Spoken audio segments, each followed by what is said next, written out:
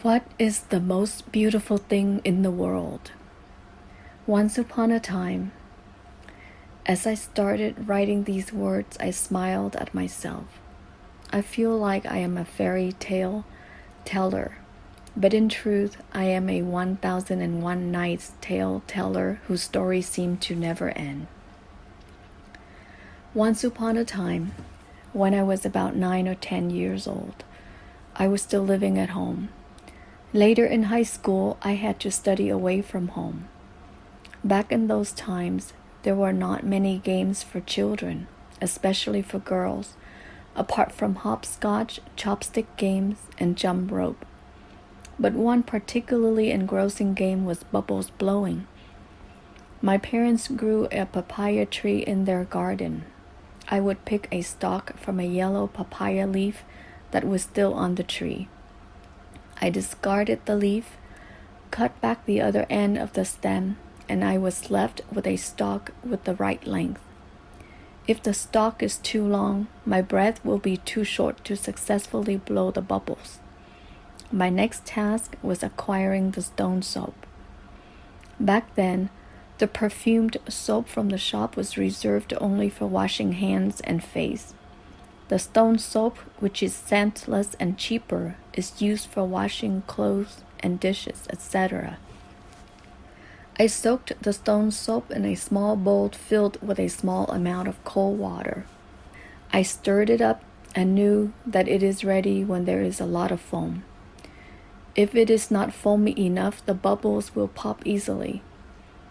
Next, I dabbed one end of the papaya stem into the soapy water, took it out, held the stem at eye level and gently blew into it. The bubble would grow bigger and bigger.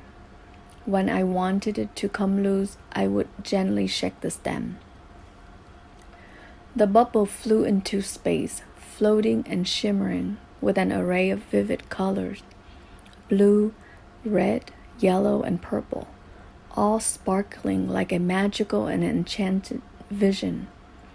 It was so beautiful, and yet it was gone in a flash. I blew again. If I wanted to make many bubbles, I got more soapy water and blew more forcefully. As soon as a small bubble formed itself, I shook it off and continued to blow. At times, I managed to make a series of bubbles. Each bubble glistened with colors of blue, red, purple, and yellow, and images that changed with the surrounding scenery.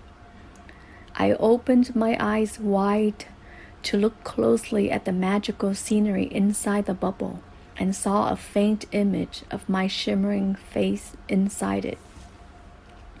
This bubble again disappeared, which did not give me enough time to revel in its magic. They are the most beautiful things in the world. Those soap bubbles that enchanted the little girl who grew up still cherishing them and holding a fond memory of them. Or is it rather the case that I cherish that innocent time of my life which was spent with my parents and siblings during the primary school years? I still reminisced about those treasured childhood years in my homeland, a time and space filled with magic, eerie dreams, poetry and music, glowing with the colors of blue, red, purple, and yellow that disappeared in a flash just like soap bubbles.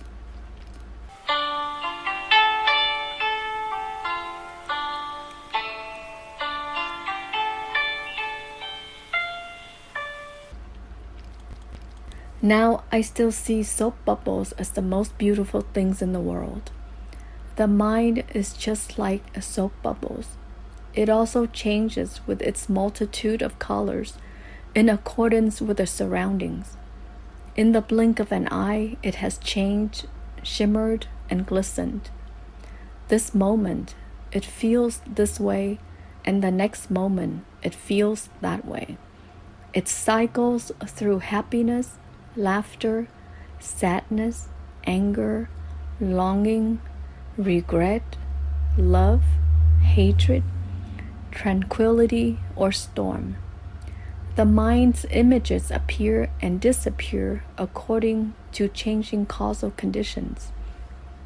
It is also a manifestation of impermanence, dependent origination, birth, death, emptiness, illusion, and dream state. The soap bubble is just such. The mind is just such. The appearance and nature of soap bubbles are the same as the appearance and nature of the mind. Thus, I see that the mind is also the most beautiful thing in the world. The dry leaf on that branch, the white, leisurely floating white cloud, and the tiny blade of grass in the garden all teach the truths of life on behalf of the Buddha. They are also the most beautiful things in the world. All around us are messengers of the Tathagata. They all manifest impermanence, unending dependent origination, arising and passing, emptiness, illusion, and the perpetual cycle. All of them, in their silence and yet constant aliveness, are reminding us of Dharma moment by moment. Why do we still need to look for Dharma somewhere else?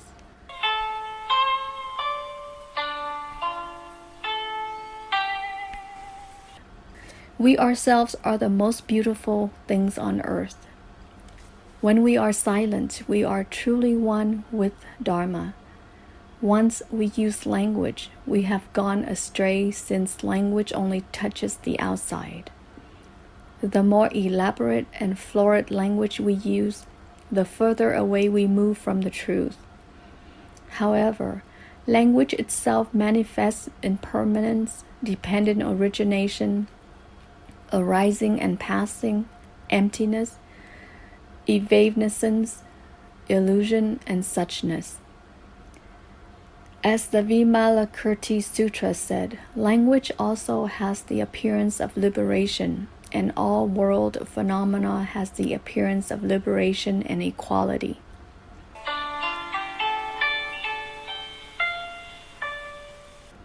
Yesterday I ended my article here. However, this morning I continued writing as it needs further elaboration. When we truly see that everything is equal, we are no longer concerned about this person working hard while that person is lazy. We are no longer worried about this writing being appropriate while that other writing is lacking, etc. We no longer wish that other people fully meet our expectations. No one is perfect in this world, and nothing is perfect in this world. Perfection exists only in our subjective view. Thus, the view that everything is temporary, empty, without a hard core, changing like events in a dream and twinkling like things in a magic trick, is the view from our essential nature.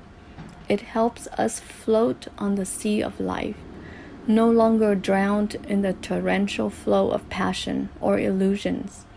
But when we relate with others, we must be mindful and adapt to the reality of life. We must do good deeds and avoid evil deeds. This is worldly morality. We don't say that both good deeds and evil deeds are empty, equal, and thus we live recklessly, as if there is no sin, no merits. Sins and merits are equal. This is falling into the annihilationism theory, denying the law of cause and effect or the law of karma.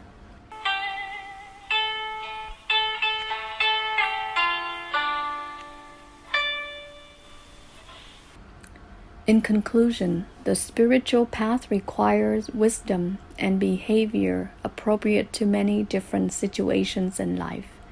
At times, we follow worldly truths.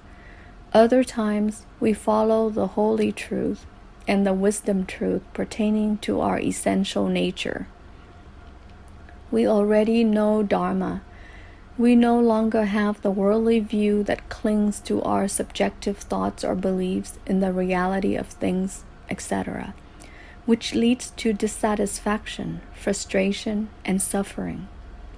To alleviate suffering, we have to examine life events through the lens of our talismans of impermanence, non-self, or absence of substantive nature, dependent origination, and karma origination. If we want to rise above the pressure of life, not be swayed by temptations, nor be shaken by life hardships or conflicts, we have to rely on more powerful talismans. We have to see the ultimate nature of life, which is illusion and emptiness. As a result, our mind will come to a still point when it sees all things as such, ultimate truth. Now, like our founding Zen master used to say, we will go through life. I go through life, but does not cling to me. I go through life, and both still mind and wisdom do not part from me. In the end, what are the most beautiful things in the world? Buddha, the Buddhas, enlightenment, nature are the most beautiful things in the world. Dharma, the life truths taught by the Buddha, and the Dhammas, all worldly phenomena, all manifest Dharma. They too are the most beautiful things in the world. The Sangha order, whose nature is absolute harmony, is also the most beautiful thing in the world. Seeing and knowing all these things are also the most beautiful things in the world. That's why the Dhammapada, verse 194, says, "Blessed is the birth of the Buddhas. Blessed is the teaching of the Dharma. Blessed is the harmony in the Sangha. Blessed is the spiritual pursuit of the united truth seekers." Masters Hall, December 24, 2020. Triệt Như.